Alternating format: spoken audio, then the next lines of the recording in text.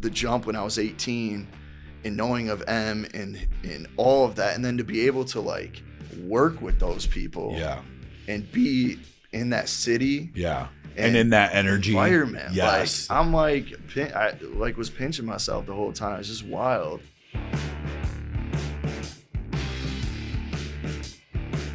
All right, hey guys, welcome back to the studio. Today we have Detroit's own RYN SCOTT from Basement Sounds 2.0 record label. Welcome to the studio, Ryan. Thanks, Mike. Appreciate it. Yeah. Hey, I just happened to see you on Channel 4 recently. Yeah.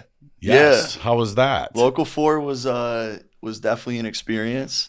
What was cool about it was my first time really performing live on TV. It just was not what I thought internally, because you get there and you get to the set and, you know, you're able to go through a few sound checks and whatnot. And then all of a sudden they put you back in this green room and like, it's like 20 minutes of hell because you're just sitting back there and you're waiting to go on. You just, no one's really talking. You're just all sitting there. And we had our drummer Sean in there and Jake Bass. Yes. And which he's done it a million times. So he's like, he wasn't nervous, but yeah, like we were supposed to go, we had about 20 minutes and then they were like, yeah, make a coffee, do whatever you want to do. So I went up and I'm like making my coffee. I got the Keurig going and everything. I was on. Oh, so wow. Like I didn't even get my coffee. And then like we had to scoot out. Yeah. And then they walk you through this hallway. And Tati Amar, who's, I hope I said that right, but she's a reporter on Local 4. Yeah. She's standing right there, like on set, the light on her. The cameras are all on her. She's waiting for me. So like when I walk up, we're live. And it was like just this from here to there type of a moment that was instant. Like wild. Yeah. And then she's asking me questions. And then after that, like she just left. So it was weird because I never really like met her, like talked to her before. Yeah. So I usually, when we have conversations, like it's like I kind of know the person, if that makes sense. Like you have a little bit of a background. But no, she asked me questions. She was gone. And then the cameras came on me and we had to just go. So had to start performing right there. Wow. So what is it like when you're getting set up for that? Is it like, do they have everything set up for you, or you're bringing all your own stuff and you're setting it up and then waiting? Yeah, Sean brought the drums. Okay. Jake brought the guitar. Got it. And then we basically just set all of those things up. The producer from Local 4 helps. Cool. So they have like they have people that do the sound and all that stuff. So you don't have to worry about all that. No, tech. which I always feel weird because, and since we've done like CBS News and all that, which that was another story, but yeah, like I just write my music and I just got a microphone. Right. So it's like Jake's setting all this stuff up, Sean's setting this big ass guitar up or drum set, and I'm just like standing here. I'm like, I don't want to touch anything because I don't want to break anything. Yeah. But yeah, it's like everyone's going to work and I'm just kind of sitting there. But now Jake, that you've referenced a couple times, he was just on the podcast. He was here in the studio. Jake Bass, that's your producer. Yeah. And your record label is Basement Sounds 2.0. Correct. And that's Jake's record label. Yeah. Yeah, that's awesome. Yeah. He's a great guy. And when you mentioned Sean, I was thinking Sean Forbes. I wasn't sure because Sean Forbes. Oh, shout out to Sean Forbes. Yes, man. I love Sean Forbes. Yeah. I saw Sean live at the Deaf and Loud show, and Jake was on that show also. So we talked about that, the podcast. I went to Deaf and Loud in 2018. Did you really? Yes. Yeah. Wow. It was amazing. Yeah. Sean's amazing. Yeah. I mean, when you mentioned Sean, when you mentioned Sean, I was thinking that too, but right off the top of my head. But that's cool. Yeah. Yeah. So you got a squad kind of with you, helping you set things up and prep. Yeah. Yeah.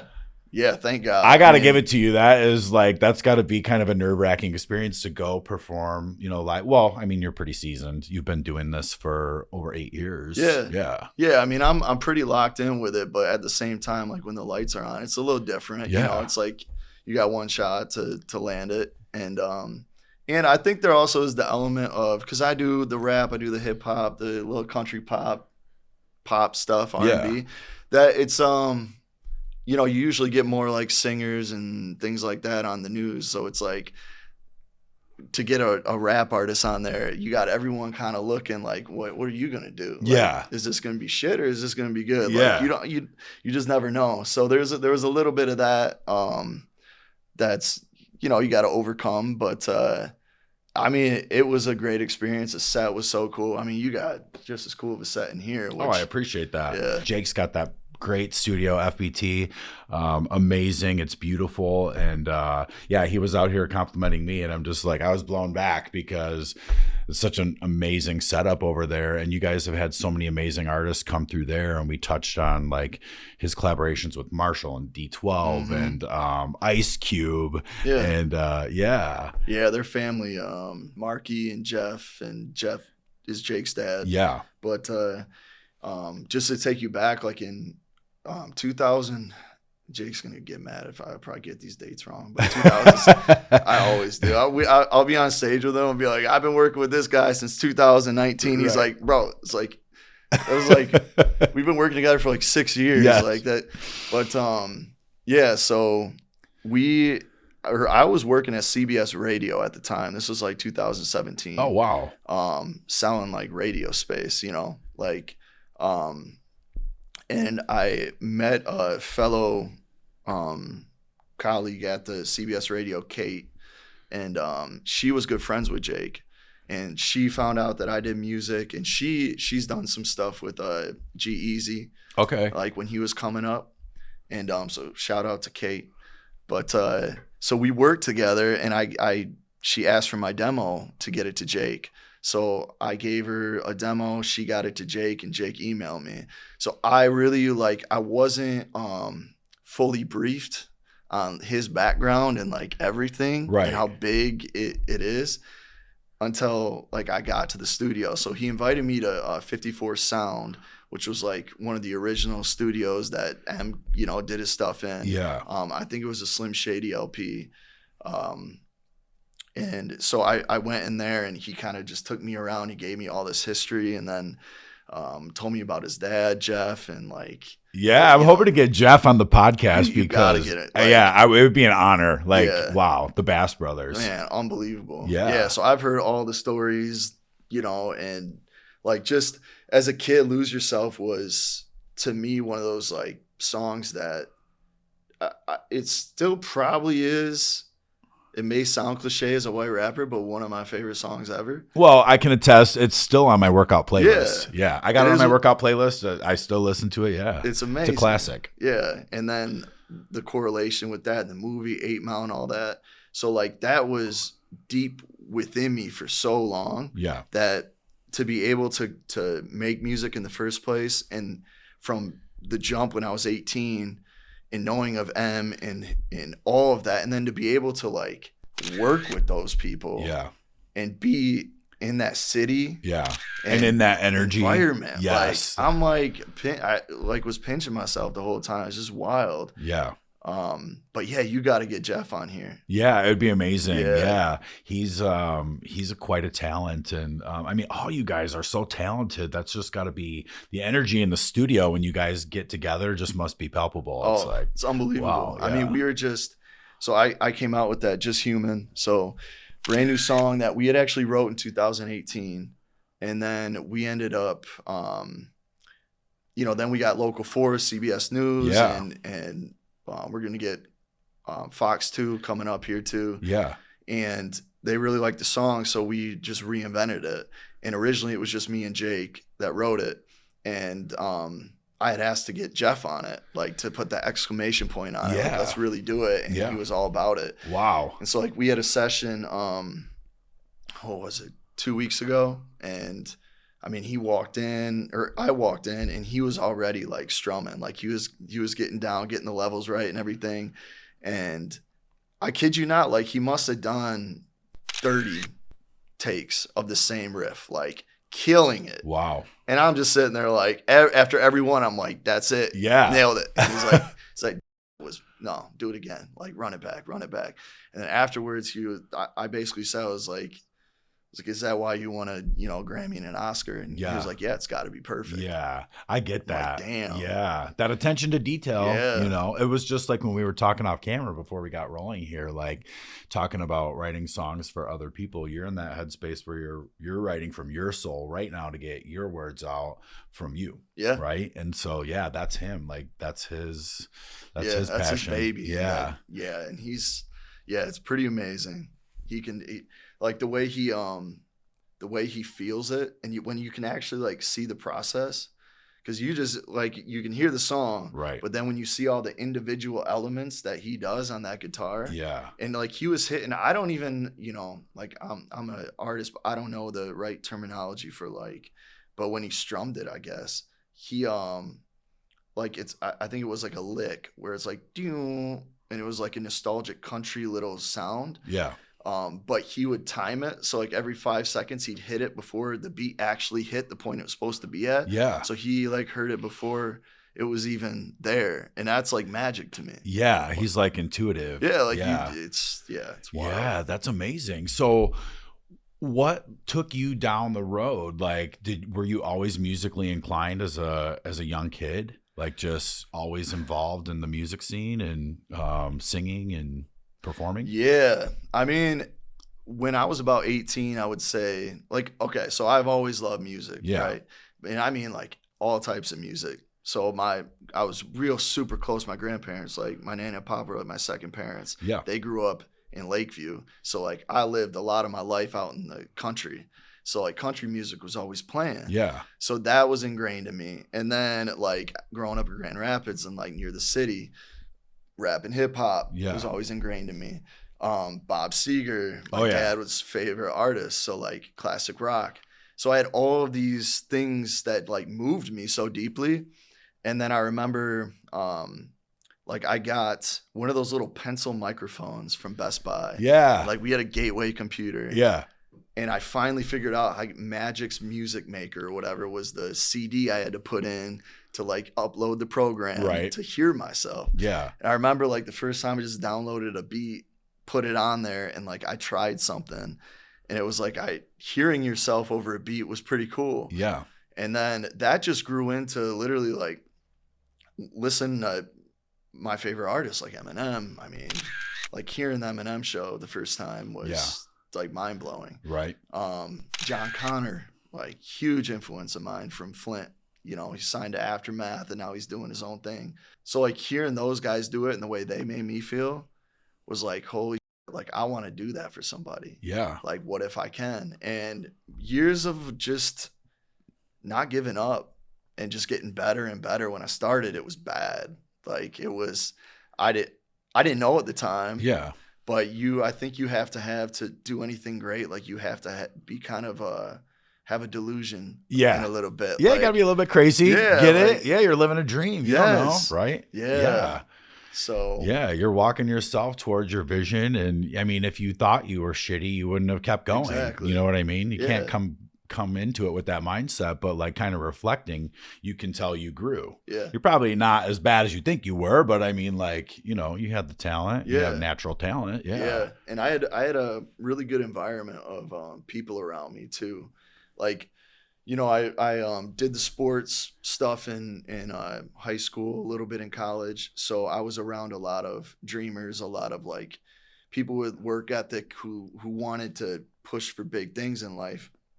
So like they always talked me up instead of down when it came to music. Yeah, I was just going to ask, because when someone like you with like natural talent and then the dream, like you get around people like you are the amalgamation of the people you surround yourself with, and a lot of people want to take you down because they they don't want to see you go up without them. I was just going to ask, like, did you have a supportive network? And sounds like you did. Yeah, very, very much. Which and was cool. You still do. Yeah, we're just all growing up now. Yeah, most of them got kids now, but so my first show was in upstairs at the Pike Room in Pontiac. Okay, right? And it was in the middle of a snowstorm. And it was the only place that I could book that would book me at the time. Yeah. And what's funny about it is they booked me because they thought that I was like this alternative rock Ryan Scott.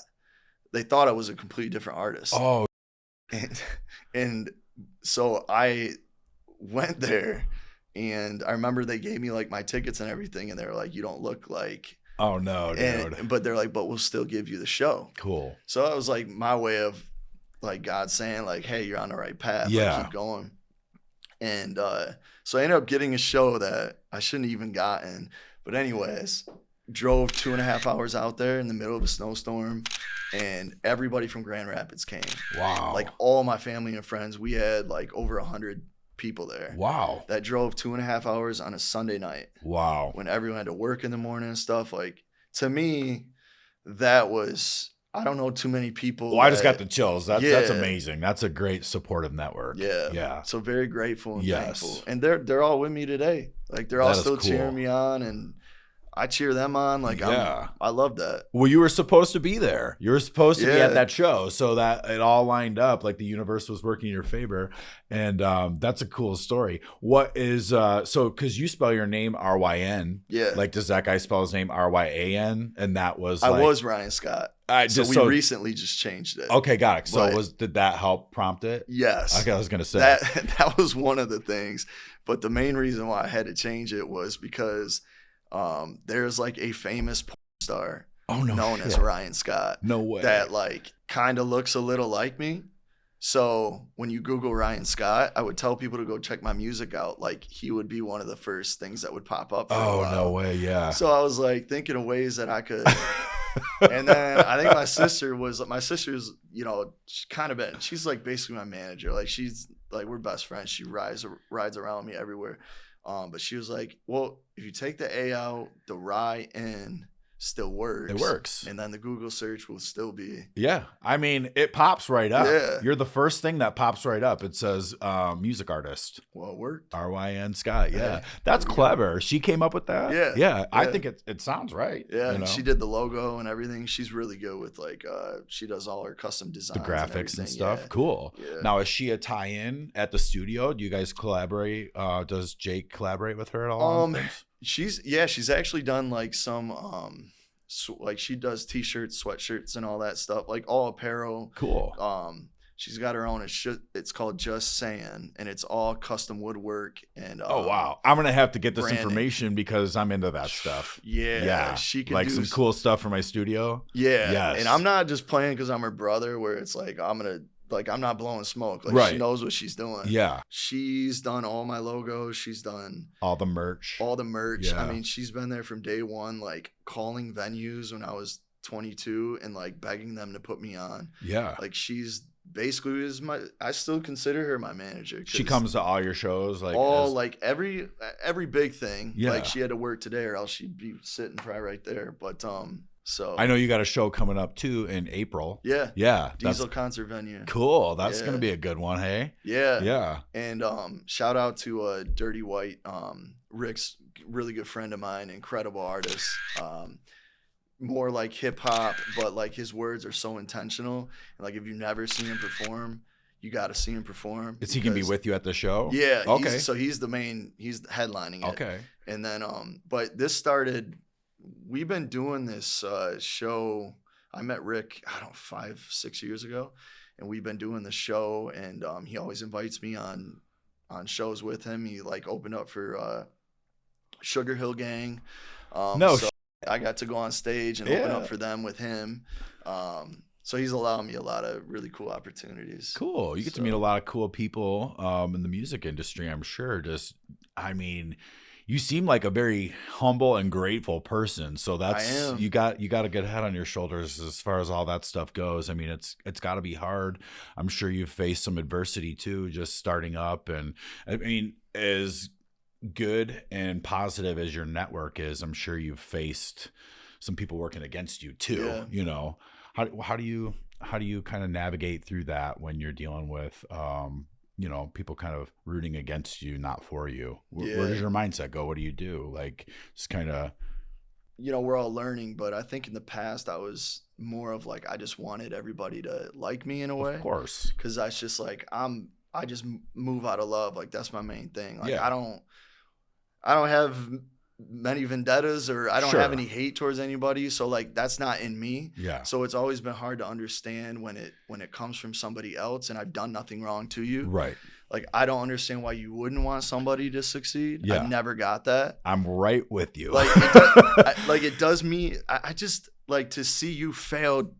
If that gives you ammo or if that makes you feel better, like there's something deep twisted inside that you got to figure out. Yeah.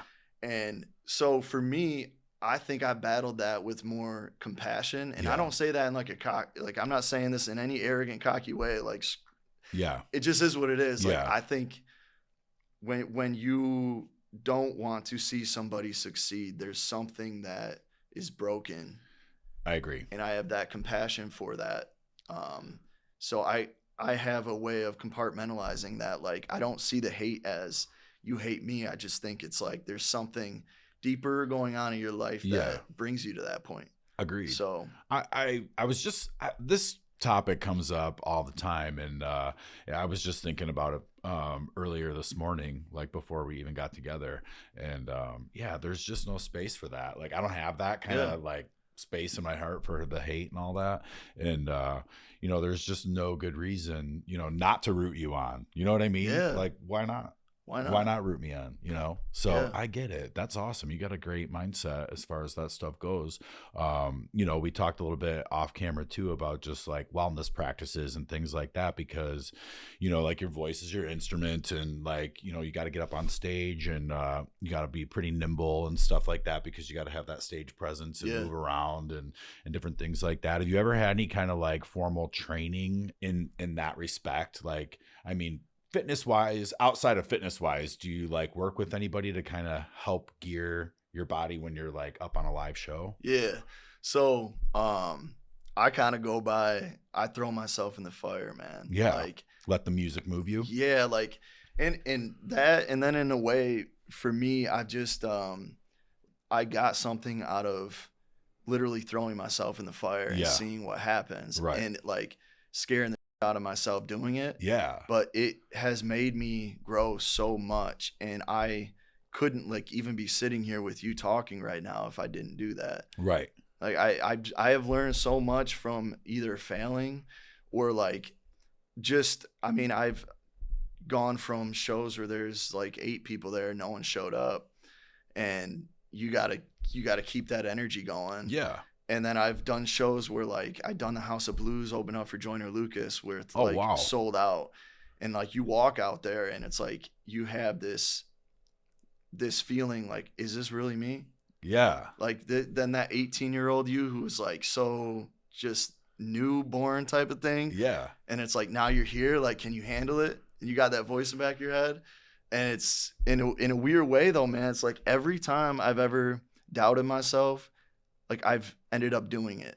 That's awesome. And so like you stop doubting yourself. Yeah. It's like, no, like all those demons and stuff, like you're laying in bed the night before a show or even up to a show, and you're like, you're going to up. Like, I get you're going to forget your words. Yes. Like they aren't going to like you. All this stuff going through your head. And then all of a sudden it's like every time, man, it all just comes together. It all works. Yeah. So you have a good sense of faith and spirituality too. Like, has that always been a part of your life? Absolutely. Yeah. That's awesome. I mean, I have my ups and downs with like particulars of it, but God is, and to each their own. Like I always feel like whether you believe in God, the universe, whatever deeper being, who's ever in control. Yeah.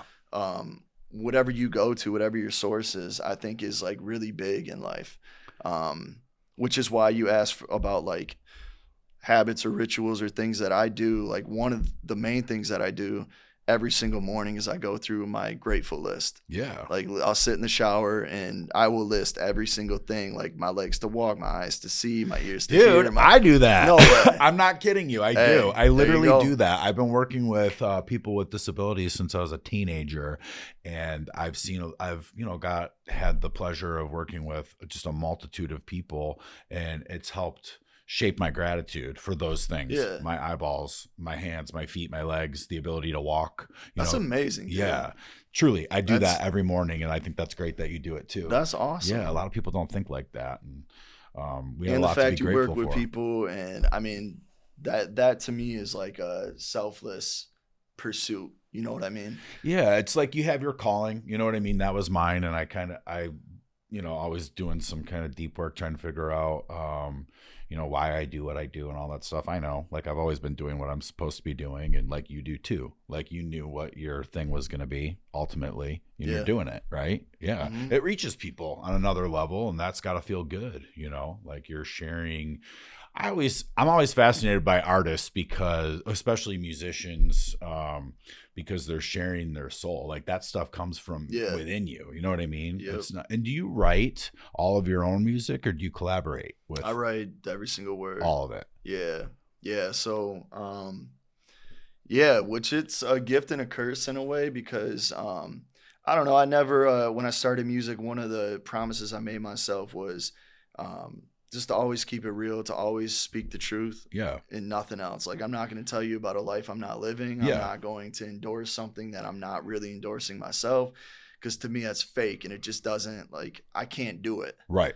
But at the same time, like, it's very also draining because, I'm 34 and I feel like I've given a lot of, like, my personal life out there. Like, I've poured a lot of my soul out into the abyss of, like, whether it's accepted or not, it's still out there. And I really think there's like an energy force of, like, Royce the 5'9". I don't know if you know him, but he talked about after he did like the Book of Ryan, which is an incredible album. It was one of his most like intentional, personal albums that he wrote about his family, his brother, and all that stuff. And he said at the end, like, he literally was sick because it took everything out of him. Yeah, I get that. So, yeah, it's a lot. I mean, and like with anything, I mean, when you pour your soul out, it is. I think that, like, you're an empathetic person, I can tell, and it does, like, when to speak on what you just mentioned, you feel it depleted. You know what I mean? When you pour it out there like that, you're depleted and you got to rest and recharge. And, like, what are some of the things that you do to, like, kind of regroup and recharge, like putting so much of yourself out there, of your personal, you know what I mean? Yeah. Your personal thoughts and words. Yeah. I mean, talked a little off camera about sauna and different things like that. Yeah. So, I've gotten into the sauna. Yeah. So I try to do that once or twice a week, which really, I'll take a book in there.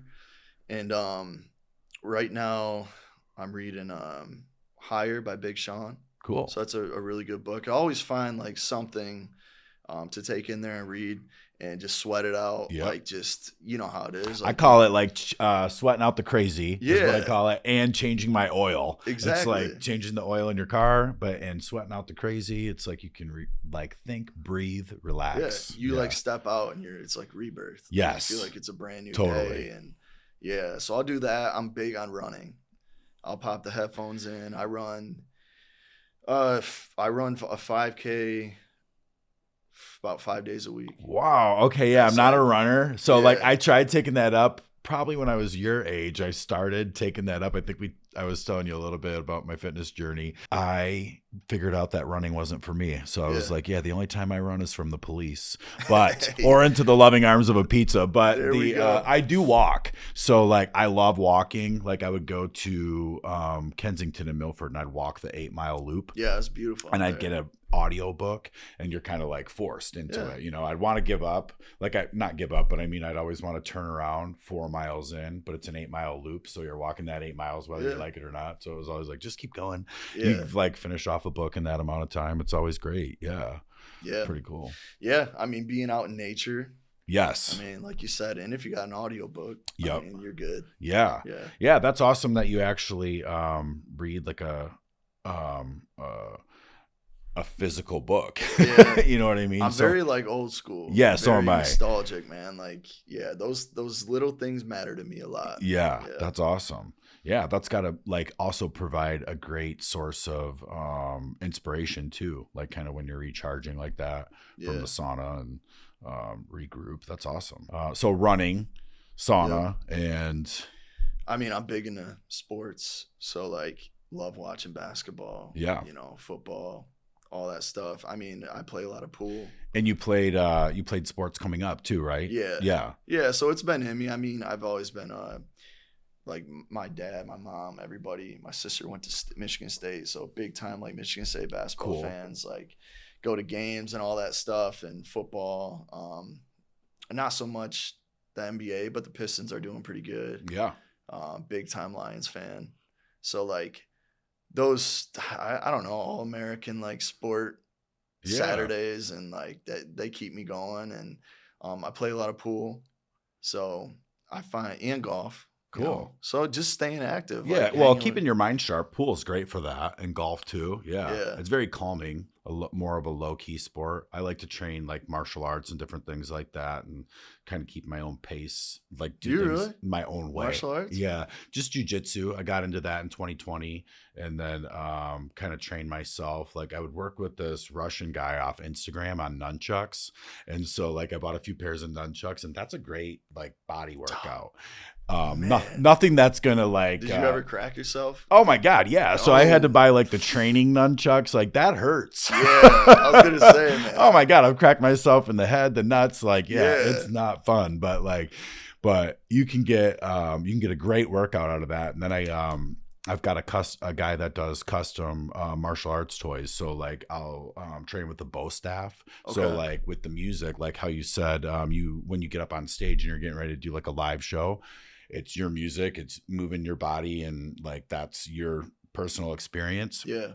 I do the same thing with bow staff. I just turn on some music, turn it up really loud, and then train with the bow staff, and just in your flow. Yeah, just go like that, and it's always a great workout and a great like way to clear my mind. Yeah, it's awesome. Absolutely. I know you're in Detroit, so do you see yourself like being a Detroit staple for? I love. I don't even want to say like Detroit. I would say Michigan. Yeah, I love Michigan, man. I don't ever really see me wanting to leave. I know a lot of artists like relocate to LA, or they they got to go places, but I'm such a Midwest like kid from the jump. Like it's in me. That's awesome. Like I love the change of seasons, all that stuff. I think a lot of people are moving from LA to Michigan. Yeah, now. It's interesting. Now it's like flipping. Yeah, it is flipping. So yeah, we got something going. We do, and you're a big part of the Detroit music scene, just on the come up, and it's awesome. There's so many great things happening in Detroit right now, and you getting the opportunity to work with Jake. I mean, that's got to be great. You have some great mentors in the mix here. Yeah. The crazy part is, I mean, there's so many deserving artists here locally. Yeah. Like I could just list them all off, and just really good people, and they have meaning in everything they're doing.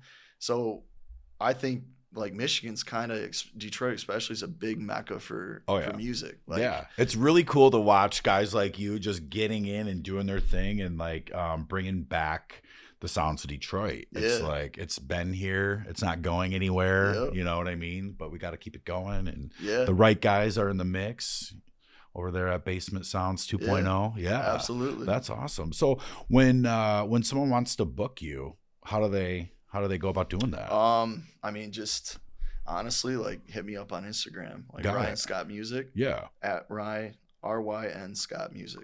That's awesome. Or just email me. You know, I got all my stuff on there. Cool. So, and then other artists reach out to you, like for your show in April. Like, how do you get into those types of gigs? Like, it's just those are the people you're organically connected to, and they're like, join me on the show. That's all it is. Yeah, yeah. A lot of everything really that's happened with music for me has been just word of mouth through somebody I knew. Yeah. So, you know, the more people you network with, and the more chance you're going to get on a show. You have a really great perspective, I got to say, because usually when you get talking to somebody that's in any area of the entertainment industry, there's a lot of negative that they'll bring up, and I don't get any of that from you at all. You're just grateful to be a part of it and doing your thing, and that's really refreshing. I think that's great. There's a lot of people that hold, you know, a lot of resentment, or why that guy and not me? Yeah. Like, why'd Ryan get that show but not me? But like, you don't have that. Like, I dig that. That's cool. I think it just comes from like, I just feel like I'm where I'm meant to be always. Yeah. You know, like I've had that agreement with God that there were, trust me, many times like coming up. Yeah. When it was like, damn, like, how did I not get how did I not get nominated? Like how did he get, like, you do have those feelings, but through growing and like just becoming more in tune with myself, I've learned that trust the process. Yeah, absolutely. Because I wasn't supposed to have it at that time. Right. And then maybe like there was a lot I had to learn, and then all of a sudden now you get it. Yeah. And that's like the universe working. And and it's always working for you, never against. Exactly. I believe that to the core. So it's like, I believe whatever. it too. Yeah, it's true. It's when you reflect, like when you look back at, what was it? You said you'd started working with Jake back in 2019, I think. Yeah, I think it was 2016. 2017. Yeah. It's interesting to watch your growth from then to now, and kind of like how your mindset shifts, and then like watching how everything was laid out the way it was supposed to be. Like, if you look back and reflect and think you wish something would have worked out, it wouldn't have you where you are right now. You know what I'm saying? Literally. Like, I get that.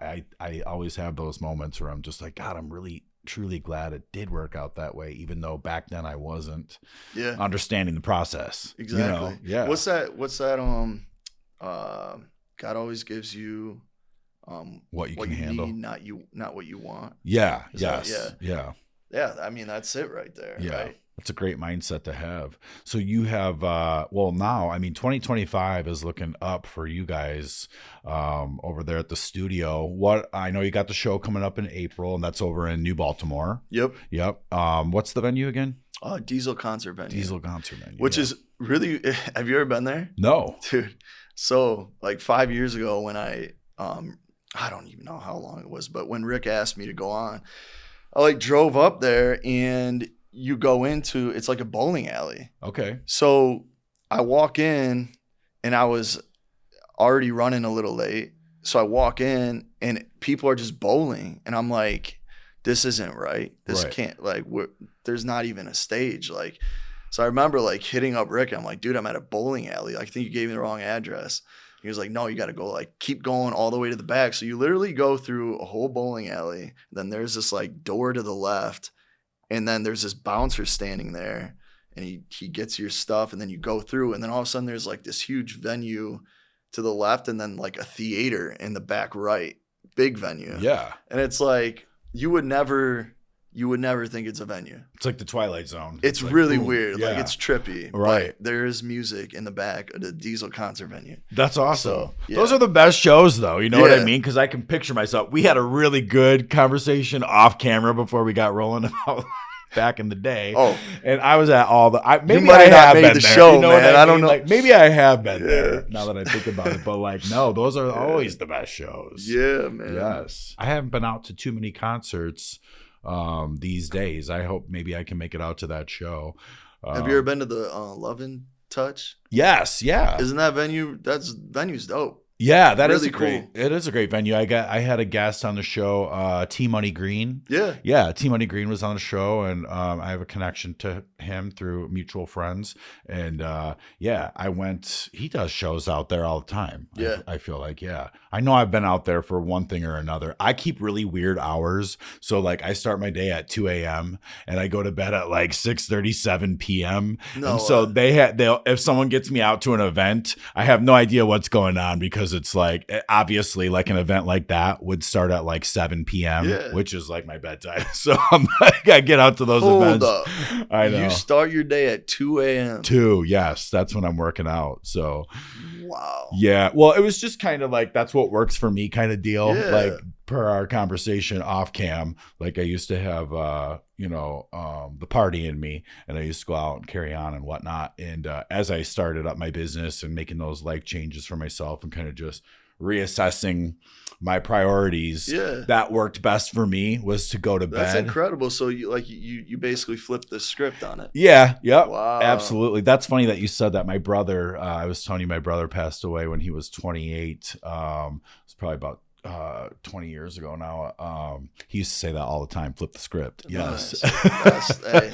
Yeah, but no, I that worked best for me. It was like just kind of reassess and get a good night's sleep, wake up 1:30, 2 a.m. and get out to the gym, and I do practice my morning gratitude, all the things that you're grateful, that we're grateful for. do all that and kind of get my day going. And that's kind of what works for me. You know, I still got it in me. I can go out and hang out and all that stuff when need be. Like T-Money and those guys got me out to the Loving Touch and whatnot. I can make it out. Right. But like I said, when I'm at the venues, like everything kind of blurs together and it's like, have I been there? Have I not been there? Was it after 7 p.m.? Kind of deal. You're in a new chapter now. Yes, yeah. So that's cool. Like that works for me. But yeah, so outside of that show, summer's looking pretty good. You guys getting booked up and yeah, I mean, hopefully, shout out to Jamie. Hopefully she books me for some Arts Beats and Eats and Taco Fest and all that stuff. So I for about two or 3 years, I did the whole segment. So Arts Beats and Eats, the Taco Fest, and then the October Fest or something like that. And then they got like the Winter Blast. So these are all the big Michigan festivals. Okay. But you apply through Jamie. Yeah. And so some years you make it, some years you don't. So hopefully I've done enough this year. Yeah. I wonder if it's just about timing. Like you got to get timing, in. You got to get in there like when the time is right. And then they go through their selection process kind of deal. Yeah. And it's always, it's a bit more difficult for like a solo artist because, you know, festivals they want bands. They like bands, They need more of the drums. They need the guitar. But I do have. I'm gonna try and get Sean. I haven't even asked him yet, but I'm gonna try and get Sean to do drums for me, and then hopefully Jake on guitar. Cool. Because when you combine those elements, like we figured that out on Local 4, like when I do what I do to a live set, it's a whole different feel, man. Yeah. Like the drums and everything, it just hits different. That's awesome. So and you trust those guys to kind of get your music out there like it's supposed to be. Yeah. That's cool. Yeah. That's cool that Jake jumps in there like that with you. Yeah. Like that doesn't shock me at all because like I remember when I met, like just meeting Jake for the first time, that's like an instant friend connection. Like that almost never, you know what I mean? That's rare when that happens when you meet someone and like they already feel like your friend. Yeah. Right? Like he's very easy to get along with. Same to you, by the way. I extend that to you, man. Also. Yeah. Just right back at you. Thank you. Yeah. Just that's a great guy and that's a great studio you're a part of. And what a blessing to make that connection. So cool. Yeah, he's one of those guys too that can like he can jump on any song with a guitar and feel it. And you wouldn't even know that like that was the first time he's playing it. Yeah. Like he just has that natural ability that's awesome. You know. All right. Well, hey, where can everybody find you? Like, I know we said your Instagram. Yeah. But let's say it again. Yeah. So it's RYN SCOTT Music, RYN SCOTT Music, and that's Instagram and Facebook. And then RYNScott.com, which hopefully we aren't having too many problems with. Probably a glitch here. Yeah. Check it out. Yes. And hit me up. You have a YouTube channel also? Yeah, RYN SCOTT Music. So everything's under one umbrella. Perfect. Yeah. And just Google your name, RYN. Yeah, without the A. Yeah. Get rid of the A. No porn stars. Yeah. Yes. I ain't doing that. I ain't going there. All right, guys. That's a wrap.